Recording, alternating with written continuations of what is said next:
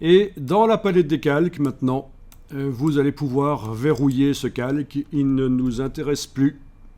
Voilà, on le verrouille.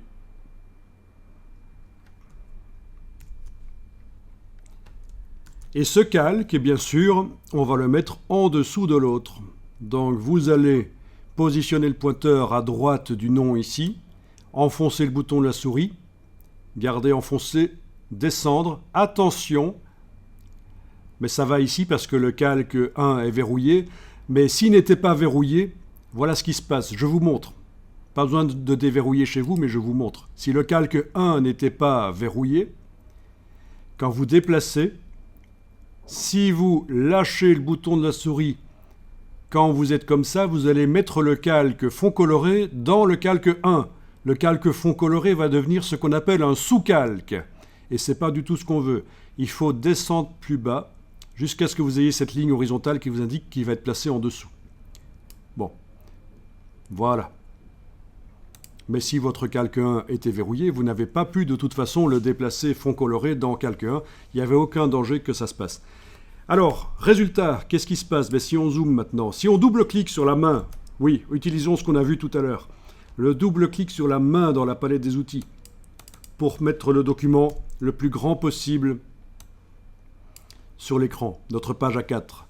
Vous voyez clairement quels sont les objets qui sont blancs. Voilà, on voit que c'est un objet blanc. Vous avez réglé le problème. Donc pas besoin, dans ce cas-là, d'afficher le damier de transparence à l'arrière, qui fait mal aux yeux. Vous avez fait un fond coloré spécialement pour arriver à gérer cette couleur blanche. Sans ça, on ne le voit pas, ce qui est blanc. Et c'est super important pour ce qui suit, parce que vous allez voir que je vais vous montrer des astuces graphiques qui vont vous permettre de faire des choses assez sympas. Et on utilise beaucoup le blanc pendant la conception des objets. Et à la fin, on le fait disparaître, il devient transparent. Mais il est très très utile, le blanc, pendant la conception des objets. Je vais vous montrer quelque chose d'assez sympa. Alors, à ce stade, il serait intéressant d'enregistrer le document. Vous allez dans le menu Fichier, Enregistrer sous. Et vous allez voyager jusqu'à un dossier que vous avez fait précédemment sur l'ordinateur pour mettre vos documents. Sinon, vous utilisez, vous voyagez jusque Bureau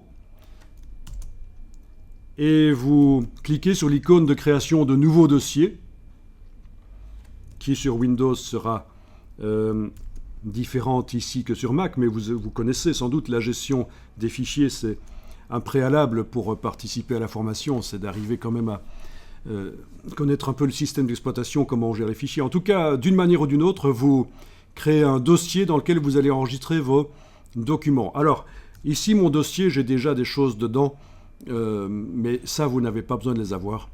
Votre dossier est vide et vous allez nommer. Alors, est-ce que vous voyez le point AI dans le nom de votre document? Il est possible que vous ne le voyez pas. Vous le voyez? Ok, donc ça c'est ce qu'on appelle une extension. Vous le voyez sur Windows, c'est parfait. Par la suite, il n'est pas sûr que vous allez le voir quand vous allez voir les fenêtres dans Windows. On va donner un nom à ce document. Je vais l'appeler intro-01. Donc, c'est l'introduction, c'est l'introduction au cours, à la formation, et je mets directement un incrément. Alors, je réponds tout de suite à la question qu'on va me poser. Est-ce que les incréments automatiques sont possibles dans Illustrator? Non, il faut les mettre soi-même. Et régulièrement, je vais enregistrer le fichier sur lequel je travaille sous un autre nom. La fois suivante, je vais peut-être l'enregistrer sous 02, la fois suivante sous 03. Quel est l'intérêt? Je vous en ai touché un mot tout à l'heure, qu'on allait enregistrer régulièrement les fichiers sur lesquels on travaille, qu'on va les enregistrer sous un autre nom. Ce n'est pas un autre nom radicalement différent, c'est juste que par la suite je mettrai un 02. Eh bien, le but, il est double. Il faut savoir que si vous travaillez très longtemps sur le même fichier, il peut devenir corrompu. Parce que des fichiers, surtout dans Photoshop et InDesign, ce sont des structures très complexe. C'est ce qu'on appelle du XML. C'est un langage, pas vraiment un langage, c'est une structuration de fichiers, le XML. Et à force de travailler pendant des heures, des jours sur le même fichier, il arrive forcément ce qui doit arriver, le fichier devient corrompu, illisible, et donc vous devez tout recommencer. Ou alors vous envoyez ça dans une firme spécialisée comme Marksware aux Pays-Bas, qui pour 500 € va vous rendre le fichier lisible finalement. Donc vous voyez que ça coûte. Hein. Quand on veut récupérer un fichier sur lequel on a travaillé et qu'il est devenu corrompu, ça peut coûter cher. Donc évitez ce problème de fichier qui devient corrompu en enregistrant régulièrement sous un autre nom. C'est ce qu'on fera. Et le fait d'enregistrer sous un nouveau nom, au lieu de faire toujours fichier enregistré et d'enregistrer sous le même nom, on fait fichier enregistré sous, on met 02 à la place de 01. Ça va régénérer la structure XML et ça va minimiser le risque de fichier qui devient corrompu. Ça, c'est le premier avantage d'enregistrer régulièrement ces travaux sous un nom différent. Alors, pour la formation ici, vous allez voir que je vais très souvent changer le nom du fichier. C'est aussi pour garder une trace de l'évolution du fichier. Mais dans la vraie vie, vous n'allez pas enregistrer 10 fois par heure le fichier sous un nom différent. Ce sera peut-être une fois par heure, une fois toutes les demi-heures. Ok. Alors, autre intérêt de procéder comme ça, de se retrouver finalement avec plein de fichiers, toute une évolution de notre travail, c'est que vous pouvez faire des erreurs créatives à un certain moment. C'est humain, vous faites un choix, vous avez travaillé sur une illustration pendant quelques heures et vous faites un choix créatif foireux. Heureusement, vous avez la version précédente qui contient le fichier préservé de ce choix créatif foireux que vous avez fait. Donc, l'intérêt d'enregistrer sous un nom différent. Bien sûr, on peut faire un CTRL-Z, mais si c'est quelque chose de complexe qu'on a fait, voilà, on ne sait pas toujours annuler facilement des dizaines d'opérations foireuses qu'on a faites. Donc, le fichier d'avant est vraiment utile. Voilà. Et il va sans dire que il ne faut pas garder ces fichiers tous au même endroit, parce que aussi le support, le disque dur, peut finir sa vie, devenir inutilisable. Un disque dur, ça n'a pas une vie infinie. Voilà, ça peut très bien fonctionner pendant 1 an, 2 ans, 3 ans, et puis il ne fonctionne plus. Et donc, tous vos travaux, vous devez les mettre ailleurs, si possible ailleurs que là où vous travaillez. Vous vous souvenez de ce que je vous ai dit tout à l'heure, les incendies, ce sont des choses qui arrivent. Les incendies, les vols, si vous avez votre backup, votre sauvegarde sur un autre disque dur, ok, c'est bien, mais s'il est au même endroit, vous risquez de tout perdre. Donc, à notre époque, il y a des solutions cloud qui sont pas trop chères, voire même gratuites. On vous offre 50 gigas de cloud gratuit où vous pouvez envoyer vos fichiers. Voilà. Donc il n'y a pas d'excuse pour perdre son travail. Ça fait partie des choses importantes, être fiable. Les entreprises, et là je parle pour ceux qui veulent devenir employés dans une entreprise, ce qui n'est pas le cas de tout le monde, il y a aussi les indépendants, bien sûr, dans le monde du graphisme, mais ceux qui veulent devenir employés, il faut savoir que ceux qui sont engagés et appréciés ne sont pas nécessairement les plus doués, mais ce sont en réalité les plus fiables. On sait que quand on va lui demander un boulot, il va arriver au bout, il ne va pas disparaître le jour suivant, ne pas venir continuer le boulot, fiable. Et aussi, il va faire ses sauvegardes, gérer ses fichiers. Il ne va pas dire à 3 heures de la remise du travail au client « Mince, le disque dur a craché, j'ai tout perdu. Catastrophe ». Non, ça, c'est des choses qui ne doivent pas arriver. Donc la fiabilité, bizarrement, des gens moins doués ont plus de succès en entreprise à cause de ce côté fiabilité par rapport à d'autres qui sont un peu plus moins structurés et moins prévoyant, en fait.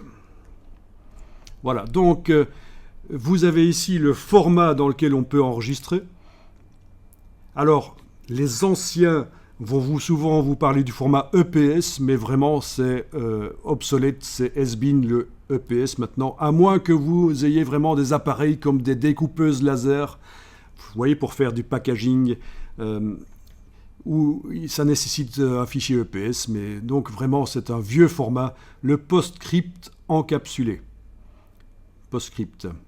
Je pourrais vous reparler du PostScript, c'est intéressant, c'est le premier produit que Adobe a fait au tout début, en 1982, je pense. Il faudrait que je revoie. Ok.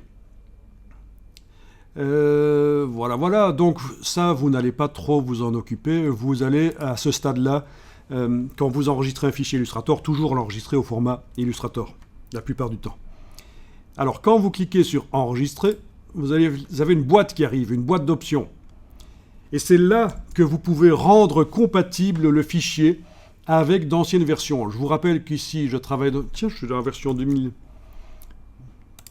Je suis dans la version 2020 finalement d'Illustrator? Non, je suis dans la 2021, oui. Je suis dans la 2021 et le fichier sera compatible avec la version 2020. Ok.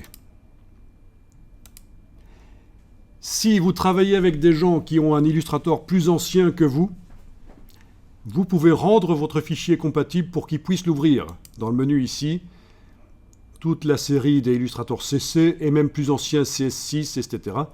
Là aussi, si vous travaillez avec quelqu'un qui a du matériel spécial comme une découpeuse laser, vous allez parfois devoir lui envoyer un fichier compatible Illustrator 3, qui est une version d'Illustrator qui date du début des années 90.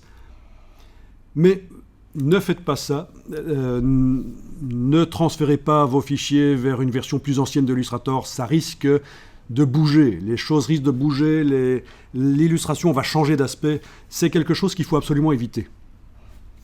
Enfin, vu que on est dans la boîte des options d'enregistrement et que ça apparaît, je vous dis que c'est là que vous pourriez, si vous voulez, si vous n'avez pas le choix vraiment, rendre compatible le fichier Illustrator avec d'anciennes versions pour qu'ils puissent les ouvrir. Mais ça foire, je vous le dis tout de suite. Ok, le reste, vous allez garder ça comme ça. Vous allez juste cliquer sur OK. En fait, il ne faut rien changer dans cette boîte d'options. Vous cliquez sur OK, votre fichier est enregistré, le nom est mis à jour sur la barre. Voilà, parfait. Ah tiens, au passage, regardez quelque chose. Je prends la flèche noire. Je vais bouger l'ellipse. Pour bouger l'ellipse, il faut absolument que je déverrouille le calque qui contient l'ellipse. Sinon, j'arrive pas. Voilà, je clique avec la flèche noire sur l'ellipse, elle se sélectionne. Voilà. Voyez ceci? Le petit astérix ici, ça indique que depuis le dernier enregistrement, il y a eu une modification qui a été faite. En fait, elle était déjà apparue dès que j'avais déverrouillé le calque. Si on fait fichier enregistré pour mettre à jour le fichier sur le disque dur, un CTRL S sur le PC, le petit astérix disparaît. Dès qu'on fait quoi que ce soit, qu'on modifie l'illustration, il réapparaît. Donc, c'est juste un détail, mais vous voyez que cette chose bizarre qui apparaît de temps en temps est là pour vous indiquer que depuis le dernier enregistrement, il y a eu des modifications. Fichier enregistré, il disparaît. C'est pas très important, mais vous pourriez vous poser la question de savoir, tiens, qu'est-ce que c'est cette chose ?